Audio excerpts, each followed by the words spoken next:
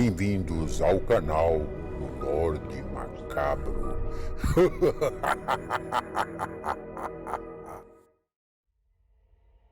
Olá, boa noite. Vamos para mais um relato no Lorde Macabro. Gostando do canal? Então inscrevam-se, ativem o sininho de notificações. Só assim vocês receberão muito mais conteúdo. Gostaria de pedir a vocês, inscritos e não inscritos, para que colaborem os nossos vídeos. Obrigado. Relato de hoje: A Mulher Demônio. Meu nome é Jorge e vou relatar a vocês um fato muito estranho e perturbador que aconteceu em minha mocidade, quando eu tinha apenas os meus 20 anos. Acreditem, se quiser. Mas quando forem zombar das lendas ou rirem das superstições, lembre-se desse relato, que foi real. Numa certa tarde de quaresma, mais especificamente numa sexta-feira, estávamos eu e o meu amigo Roberto cavalgando de volta para casa depois de um intenso dia de trabalho. Éramos vizinhos de sítio. Por isso, tanto para ir quanto para voltar, fazíamos o mesmo percurso juntos.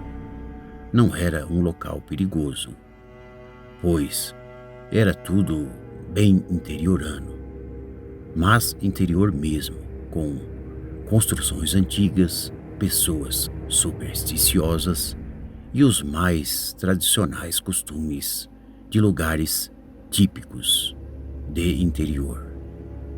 Ninguém tinha sequer o hábito de trancar suas portas. Mas, em época de quaresma, tudo era diferente. Todos fechavam suas portas com trincos, cadeados, da melhor maneira possível. A razão disso, poucos sabiam ao certo. Uns falavam de lobisomens, outros de bruxas e outros de sacis. Fato é que, volta e meia, crianças sumiam nessa época e ninguém sabia dizer o porquê. Alguns acreditavam que os ciganos capturavam as crianças. Outros pensavam ser obra do próprio lobisomem. Mas o que eu e o meu vizinho vimos naquela tarde não era nada conhecido. Já por volta das 7 horas da noite, quando estávamos perto de nossas respectivas moradias. Porém, nossos cavalos pararam no meio do caminho. Sim, estagnaram, como se fossem estátuas, e não havia espora nesse mundo que fizessem os bichos voltarem a andar. Então, Jorge, o que esses animais têm? Perguntou Roberto. Pararam do nada. Alguma coisa ruim deve ter aí na frente, eu respondi. Roberto, apesar de ser um pouco mais velho do que eu, com seus 25 anos, era bem mais supersticioso e acreditava nas histórias que as pessoas diziam. Era sempre atento a tudo, principalmente quando se tratava de antigas lendas que o povo contava na região. Eu, porém, pensava que tudo aquilo era apenas lenda e coisa de pessoas atrasadas. Mas o que vimos naquela tarde mudaria isso para sempre. Descemos dos nossos cavalos e seguimos em frente a pé, no intuito de ver se os animais nos seguiriam, ao verem que iríamos embora sem eles. Roberto, porém, caminhava bem devagar, com cautela, como se esperasse ser atacado por alguma coisa no meio do caminho. A noite caía e a escuridão era total então. Ele andava com sua espingarda na mão, já engatilhada. Então eu dizia para ele: deixa disso e vamos acelerar o passo, homem, que a chuva já vem chegando e o céu está bem negro. Ora, Jorge, eu não sei não, mas acho que a gente deveria ir na casa do vizinho e pedi para que ele nos levasse o resto do caminho de carro. Estou com um mau pressentimento. Então eu respondi a ele: deixa de ser medroso, rapaz. Não tem nada no caminho. Os cavalos devem ter parado porque se assustaram com o tempo. De repente, no meio da nossa conversa, ambos os cavalos dispararam rumo ao caminho de casa, deixando eu e Roberto para trás, completamente irritados. Pensei em acusar Roberto, afirmar que a culpa era dele, mas não valia a pena discutir com meu amigo naquela altura, já que nós dois estávamos com medo, e muito medo, ainda mais que ele estava armado. Então, resolvemos seguir em frente. Faltando pouco tempo para chegarmos, do nada ouvimos um barulho em meio ao matagal à nossa frente, e de lá, de dentro, saiu algo que até hoje custo a acreditar que era real. Sim, uma mulher nua e com aparência desgrenhada então saltou de lá, caindo no chão bem à nossa frente. Ela se contorcia toda. Olhava para nós enquanto estrebuchava no chão, com a boca aberta.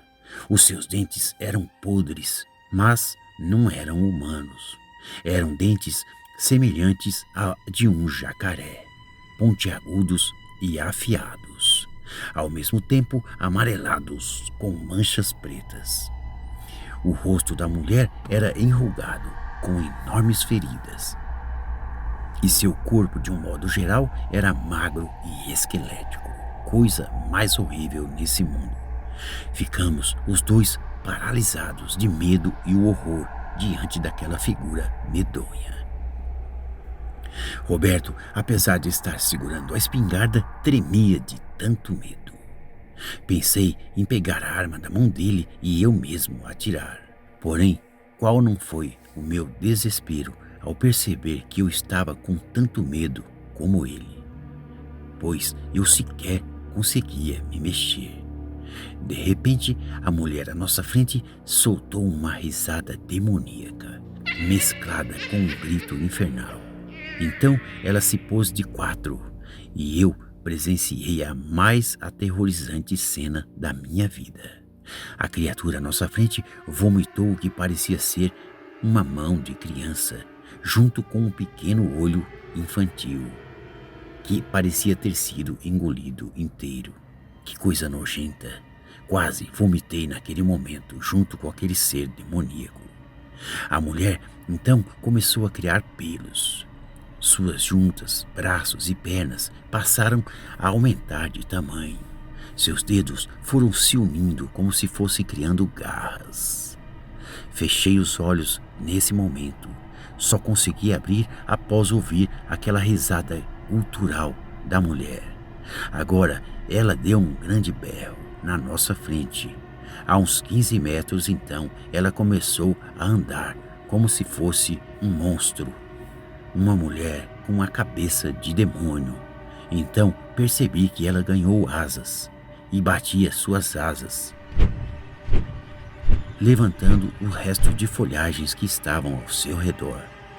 Então ela alçou um voo e partiu, dando gargalhadas demoníacas. Depois das gargalhadas, então percebi que meu amigo Roberto jazia morto ali. Nunca soube o destino ou o paradeiro daquela mulher que ganhou a noite voando com aquelas asas malditas. Mas em toda noite de sexta-feira de Quaresma, quando o tempo fica fechado e a chuva cai, essa maldita lembrança me vem à cabeça para me atormentar. Vocês podem não acreditar, mas ainda existem muitos mistérios cuja inteligência humana jamais conseguirá explicar. Isso são os mistérios de um outro mundo.